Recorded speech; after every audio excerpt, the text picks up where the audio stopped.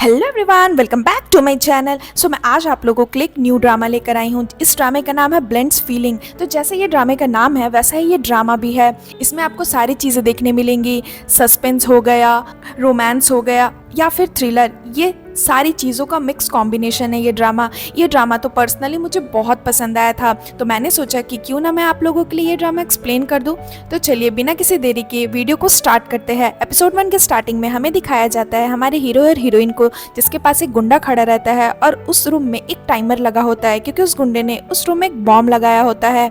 और वो हमारे हीरो और हीरोइन दोनों को कुछ बोलता है। यहाँ पर हीरो और हीरोइन का नाम मैं आपको एपिसोड्स के बीच में बताऊंगी। यहाँ पर वो बोलता है उन लोगों से, मैंने तुम लोगों के लिए एक रूल्स बनाया है। रूल्स बहुत सिंपल है, दोनों में से कोई भी एक दूसरे को पहले मारेगा वो बचकर यहाँ से भाग सकता है, एक मरेगा और एक बचेगा।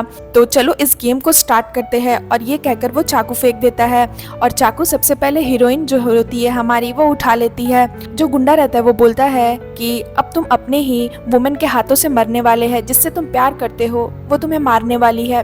और यहाँ पर जो हमारी हीरोइन रहती है वो हीरो को बोलती है कि प्लीज मुझसे नफरत मत करना, और ये कहकर वो उसे चाकू मार देती है।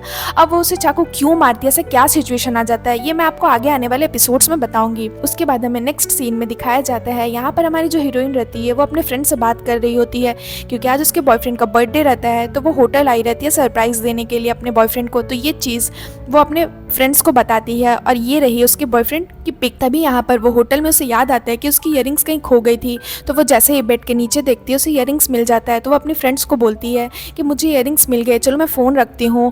और ये कहकर वो फ़ोन कट कर देती है। और जैसे ही यहाँ पर वो अपनी इयरिंग्स उठाने के लिए जाती है, यहाँ पर उसका बॉयफ्रेंड किसी और लड़की के साथ उसी होटल में एंट्री करता है, उसी होटल में और उसी रूम में एंट्री करता है। और यहाँ पर दोनों बहुत ज़्यादा क्लोज रहते हैं। तो यहाँ पर हमें ये देखकर साफ पता चलता है कि यहाँ पर उसका बॉयफ्रेंड हमारी हीरोइन को धोखा दे रहा होता है। और जैसे ही हमारी हीरोइन ये चीज़ देखती है वो शॉक्ड हो जाती है ये चीज़ देख करके।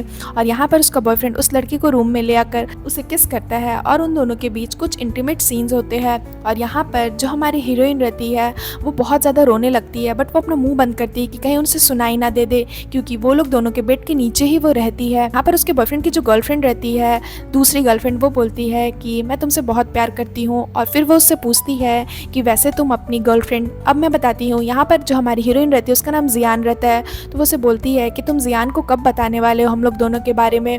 तो यहाँ पर उसका बॉयफ्रेंड रहता है जियान का, वो बोलता है कुछ दिन रुक जाओ, अभी तो मैंने उससे बहुत महंगा परफ्यूम लिया है। यहाँ पर जो हमारी हीरोइन रहती है जियान, वो उसका एक परफ्यूम का बिजनेस रहता है। तो वो जो महंगा परफ्यूम रहता है वो उससे छीन लेता है अपने अकॉर्डिंग बेचने के लिए। और बोलता है वो अपनी गर्लफ्रेंड को, दूसरी गर्लफ्रेंड को, अभी देखना मैं जियान को पूरा ख़त्म कर दूंगा, उसके बाद ही तुम्हारे बारे में उसे बताऊंगा, तुम चिंता मत करो, मैं तुमसे प्रॉमिस करता हूँ कि मैं जियान को हमारे बारे में बताऊंगा, बट सबसे पहले मैं उसे ख़त्म कर दूंगा। उसके बाद वो उसे बोलता है कि वैसे भी वो मेरे कंट्रोल में है, मैं उसे जो भी बोलता हूँ वो वही करती है, वो बहुत ही ज़्यादा बेवकूफ़ है।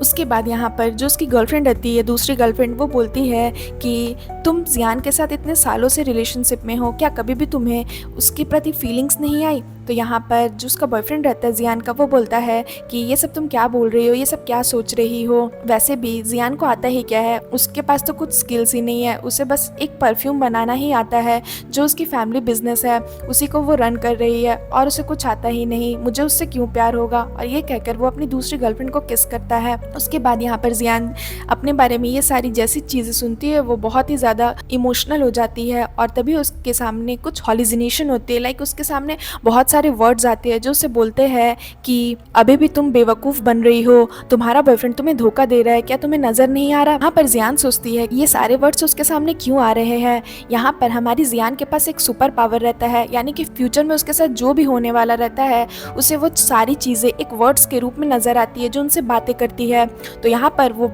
वर्ड्स जो रहती है वो उन्हें बोलती है तुम्हें अब अपने बॉयफ्रेंड से बदला लेना होगा, और तुम बदला लेने के लिए उसके अंकल को पटा लो। अंकल यानी कि हमारे इस ड्रामे का मेन लीड हीरो जो उसके बॉयफ्रेंड का अंकल रहता है, जिसका नाम गु यांगशी रहता है। तो वो वर्ड्स उन्हें बोलते हैं कि वो यागो ग्रुप का बहुत बड़ा मालिक है, तुम अगर गु जिंगशिंग को पटा लोगी तो तुम्हारा बॉयफ्रेंड बहुत ज़्यादा जल जाएगा और तुम बच भी जाओगी, क्योंकि अब आने वाला जो 3 महीना है उसमें तुम्हारा बॉयफ्रेंड तुम्हें बर्बाद कर देगा, तुम्हें मेंटल हॉस्पिटल पहुँचा देगा। तो यहाँ पर जियान सोचती है कि ये सारी सारे वर्ड्स इससे क्या कह रहे हैं, और उसे फ्यूचर वाली जो भी चीज़ें होने वाली रहती है उसे दिखाई देती है कि उसका जो बॉयफ्रेंड है वो उसे मेंटल हॉस्पिटल भेज रहा है। उसके बाद हमें नेक्स्ट सीन में दिखाया जाता है कि यहाँ पर जियान जैसे ही अपने बॉयफ्रेंड के कमरे से भागने की कोशिश करती है, उसका बॉयफ्रेंड उसे देख लेता है और बोलता है, अच्छा तो तुम कल रात मेरे रूम में आकर इंस्पेक्शन कर रही थी, और ये कहकर वो उसका हाथ पकड़ता है। तो यहाँ पर जियान उसे बोलती है कि मेरा हाथ छोड़ो और तुमने मुझे धोखा दिया है, मुझे टच करने की कोशिश भी मत करना।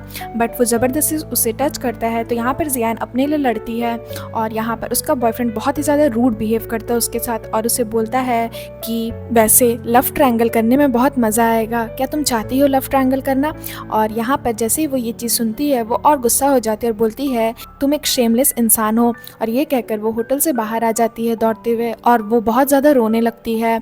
ऑफ कोर्स अगर किसी का बॉयफ्रेंड उसे धोखा देगा तो उसे रोना आएगा ही, क्योंकि वो उससे बहुत ज़्यादा प्यार करती थी। और तभी फिर से उसे हॉलुसिनेशन होता है और सारे वर्ड्स उसके सामने आते हैं जो उससे बातें करते हैं और बोलते हैं कि तुम उसके लिए क्यों रो रही हो, मैंने जो आइडिया दिया है उस आइडिया पे काम करो, उसके अंकल को पटाओ और उससे रिवेंज लो। तो यहाँ पर जियान जो रहती है उसे समझ नहीं आता कि ये सब क्या हो रहा है। तो वो बोलती है कि प्लीज़ यहाँ से चले जाओ, ये वर्ड्स मेरे सामने क्यों आ रहे हैं, ये सब क्या है। और वो वहाँ पर एक लेडी रहती है जो कचरा फेंक रही होती है, वो उससे जा करके पूछती है कि आंटी क्या आपको भी यहाँ सामने कुछ वर्ड्स नज़र आ रहे हैं। तो यहाँ पर वो जो औरत रहती है वो बोलती है कि क्या तुम पागल हो, और वो उसे पागल समझती है और वहाँ से चली जाती है।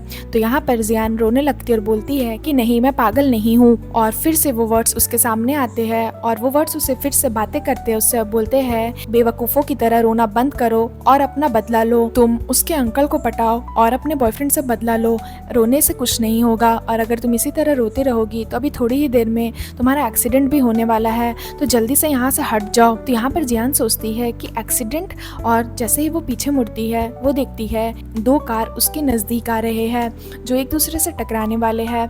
तो जैसे ही जियान ये देखती है वो वहाँ से साइड हो जाती है और तभी वो दोनों कार एक दूसरे से टकरा जाते हैं। और यहाँ पर जियान देखती है कि सच में एक्सीडेंट हुआ है और वो सोचती है ये सारे वर्ड्स तो उससे सब कुछ सही कह रहे हैं, यानी कि फ्यूचर में जो भी उसके साथ होने वाला है वो सारी बातें सही हो रही है।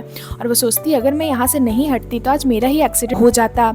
उसके बाद हमें यहाँ पर दिखाया जाता है कि जो दूसरा कार रहता है उसमें उसका बॉयफ्रेंड का अंकल यानी कि हमारे सीन का मेन लीड हीरो बैठा रहता है, और जो दूसरा कार रहता है वहाँ से एक आदमी निकल कर आता है और यहाँ पर हमारे हीरो को मारने की कोशिश करता है। तभी जो हमारा हीरो रहता है वो उस आदमी को मार देता है, यानी कि उसका हाथ पीछे की ओर ढकेल देता है।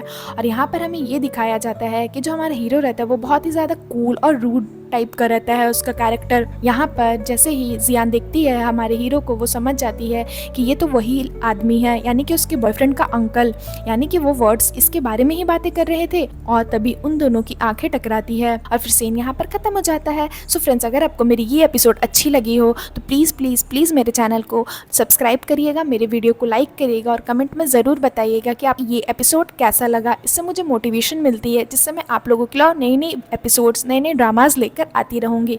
सो फ्रेंड्स, आज के लिए बाय बाय, मिलते हैं इसके एक नए एपिसोड के साथ।